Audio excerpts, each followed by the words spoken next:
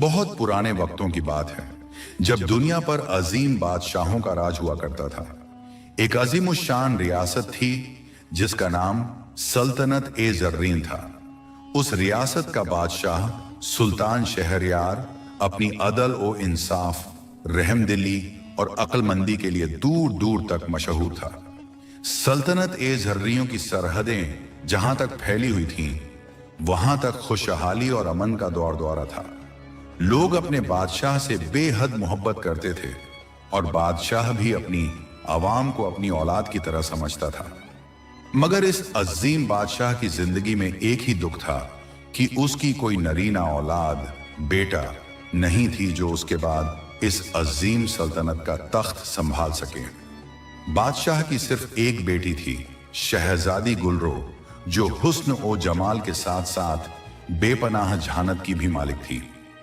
जैसे जैसे सुल्तान शहरयार की उम्र ढलने लगी, उसे अपनी रियासत के मुस्तकबिल की फिक्र सताने लगी। वो चाहता था कि तख्त पर कोई ऐसा शख्स बैठे जो न सिर्फ बहादुर और अक्लमंद हो, बल्कि उसके अंदर सबसे बड़ी खूबी सब्र हो। बादशाह का मानना था कि जिस इंसान के अंदर सब्र नहीं, वो कभी एक कामयाब हुक्मरान नहीं बन सकता। एक दिन सुल्तान ने अपने खास दरबार में तमाम वजीरों, अमीरों और काजियों को तलब किया। बादशाह के दरबार का सबसे ताकतवर और चालाक शख्स उसका वजीर ए आजम दिलावर खान था। दिलावर खान दिल ही दिल में तख्त पर कब्जा करने के ख्वाब देखता था और चाहता था कि उसका मगरूर और जालिम बेटा रुस्तम अगला बादशाह बने। सुल्तान शहरयार ने दरबार में ऐलान किया, ऐ मेरे वजीरों और दरबारियों, मेरी उम्र अब इस मंजिल पर पहुंच चुकी है जहां मुझे अपने बाद इस सल्तनत का वारिस मुकर्रर करना है। मैं किसी ऐसे शख्स को अपना जानशीन चुनना चाहता हूं जो इस मिट्टी से वफादार हो और सब्र और तहम्मुल का पैकर हो। इसलिए मैंने फैसला किया है कि पूरी रियासत में एक अजीम इम्तिहान रखा जाए। जो भी नौजवान इस इम्तिहान में पूरा उतरेगा, वो ना सिर्फ इस रियासत का अगला बादशाह बनेगा, बल्कि मैं अपनी बेटी शहजादी गुलरो की शादी भी उससे कर दूंगा। यह ऐलान सुनकर दरबार में सन्नाटा छा गया। वजीर दिलावर खान के चेहरे पर एक मक्कारी भरी मुस्कुराहट आ गई, क्योंकि उसे लगता था कि उसके बेटे रुस्तम जैसा ताकतवर और कोई नहीं जो इस इम्तिहान को जीत सके। पूरी रियासत में ढोल बजवाकर मुनादी करवा दी गई। गांव गांव, शहर शहर ये खबर आग की तरह फैल गई। इसी रियासत के एक छोटे से पहाड़ी गांव में एक बेहद गरीब लेकिन इंतहाई नेक और साबिर नौजवान रहता था, जिसका नाम अमान था। अमान एक लकड़हारा था। वो दिन भर जंगल में बड़ी बड़ी लकड़ियां काटता, उन्हें शहर के बाजार में बेचता और जो थोड़े बहुत पैसे मिलते उससे अपनी ज़ैफ और बीमार मांग का इलाज और पेट पालता था। अमान की जिंदगी इंतहाई सख्त थी, लेकिन उसके माथे पर कभी शिकन नहीं आती थी। वो हर मुश्किल का सामना मुस्कुराहट और सब्र के साथ करता था। उसकी माँ हमेशा उसे नसीहत करती थी, बेटा अमान, जिंदगी में चाहे जितने भी दुख आए, कभी अपना सब्र ना खोना, क्योंकि सब्र का फल हमेशा मीठा होता है। जब बादशाह के इम्तिहान की खबर अमान के गांव तक पहुंची, तो गांव वालों ने अमान से कहा कि उसे भी इस इम्तिहान में हिस्सा लेना चाहिए।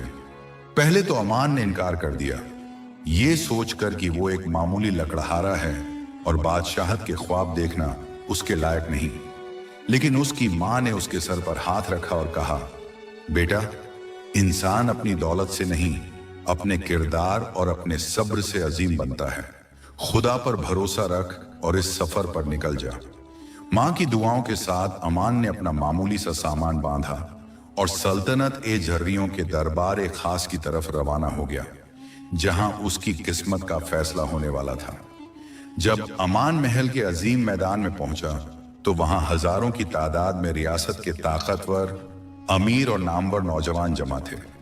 उन सब के दरमियान वजीर का बेटा रुस्तम अपने कीमती लिबास, चमकती हुई तलवार और अजीमुशान घोड़े पर बैठा निहायत मगरूर लग रहा था।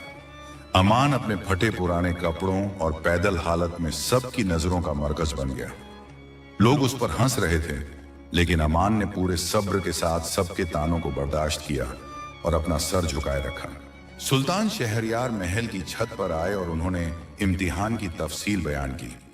आप सबको कोहे सराब, पहाड़े सराब की चोटी तक जाना है और वहां से गुले नूर, रोशनी का फूल तोड़ कर लाना है। लेकिन वहां तक पहुंचने का रास्ता वादी ए खौफ से होकर गुजरता है, जो कि जादू, खतरात और भूख प्यास से भरा हुआ है।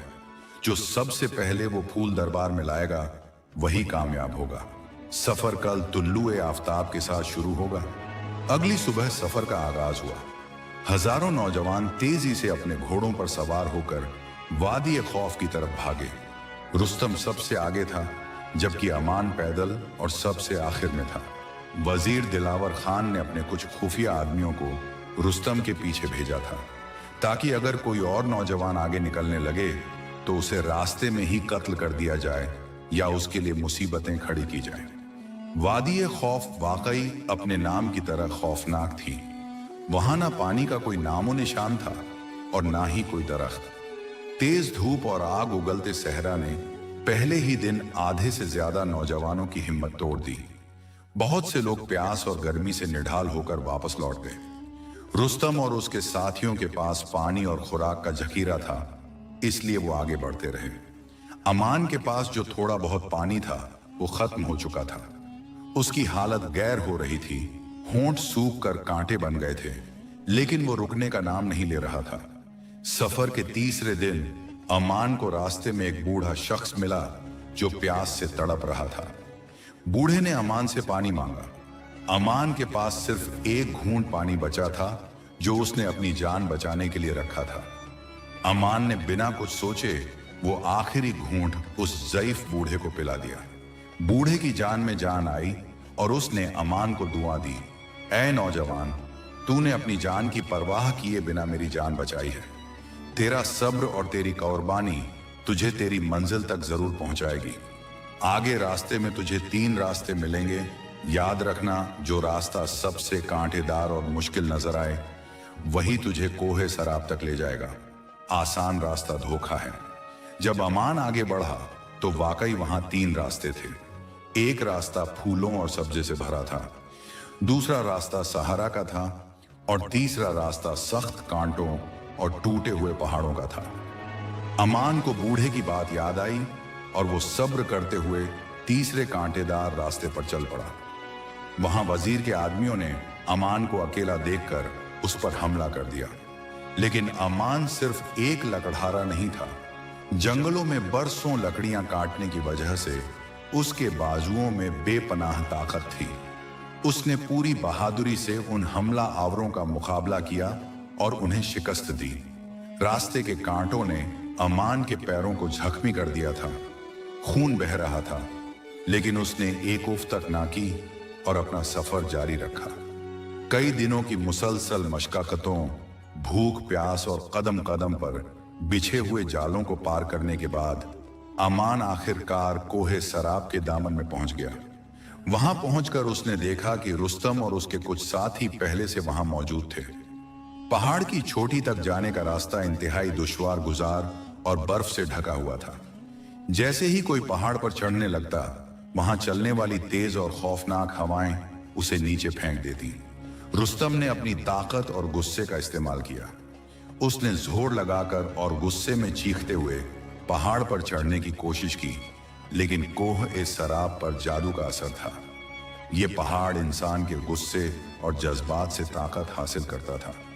रुस्तम जितना गुस्सा करता, हवाएं उतनी ही तेज हो जाती। आखिरकार एक इंतहाई तेज झक्कड़ ने रुस्तम को उठाकर दूर फेंक दिया और उसकी टांग टूट गई। वो दर्द से चीखने लगा और उसकी सारी हिम्मत जवाब दे गई। उसके बचे हुए साथी उसे छोड़कर भाग गए। अब बारी अमान की थी।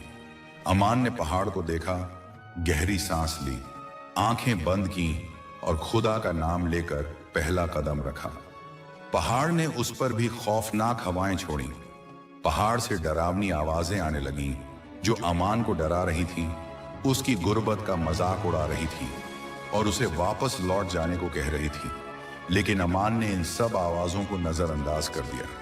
उसका सब्र इस कदर मजबूत था कि उसने एक लम्हे के लिए भी घबराहट या गुस्से का इजहार नहीं किया। वो बिल्कुल खामोशी और इत्मीनान से एक एक कदम बढ़ाता रहा। हैरत अंगेज तौर पर अमान की इस खामोशी और सब्र को देखकर पहाड़ का जादू टूटने लगा।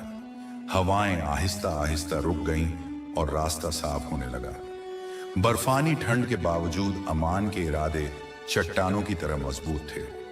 पहाड़ की चोटी पर पहुंचकर उसने देखा कि वहां एक छोटी सी गाड़ थी जिसके अंदर से इंतहाई खूबसूरत सुनहरी रोशनी निकल रही थी। अमन गाड़ के अंदर दाखिल हुआ और वहां एक पत्थर के चबूतरे पर गुल ए नूर रोशनी का फूल रखा हुआ था। यह फूल बिल्कुल हीरे की तरह चमक रहा था और उसकी खुशबू से अमान की सारी थकन और जख्म पल भर में ठीक हो गए। अमान ने निहायत एहतराम से वो फूल उठाया और वापस नीचे उतर आया। नीचे आकर उसने देखा कि रुस्तम दर्द से तड़प रहा है और उसके पास उठने की ताकत भी नहीं है।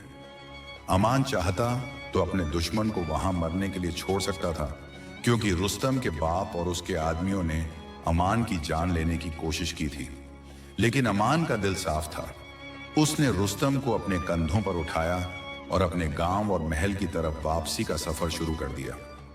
सफर वापसी का भी लंबा था, लेकिन गुले नूर की बरकत से रास्ते की सारी मुश्किलात आसान हो गईं। वजीर दिलावर खान को जब अपने जासूसों से यह खबर मिली कि अमान फूल लेकर वापस आ रहा है और उसका बेटा रुस्तम जख्मी हालत में है, तो उसके होश उड़ गए।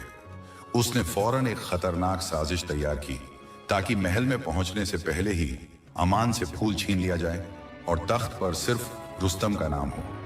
महल में इम्तिहान का आखिरी दिन आ पहुंचा था। सुल्तान शहरयार और शहजादी गुलरो समेत पूरा दरबार बेसब्री से उम्मीदवारों की वापसी का इंतजार कर रहा था। दरबार का माहौल बहुत संजीदा था। अचानक दरबार के अजीम दरवाजे खुले और वजीर दिलावर खान का बेटा रुस्तम लंगड़ाता हुआ दरबार में दाखिल हुआ।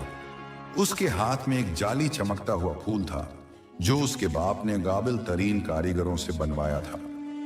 दिलावर खान भागता हुआ आगे बढ़ा और अपने बेटे को गले लगाकर जोर जोर से रोने का नाटक करने लगा।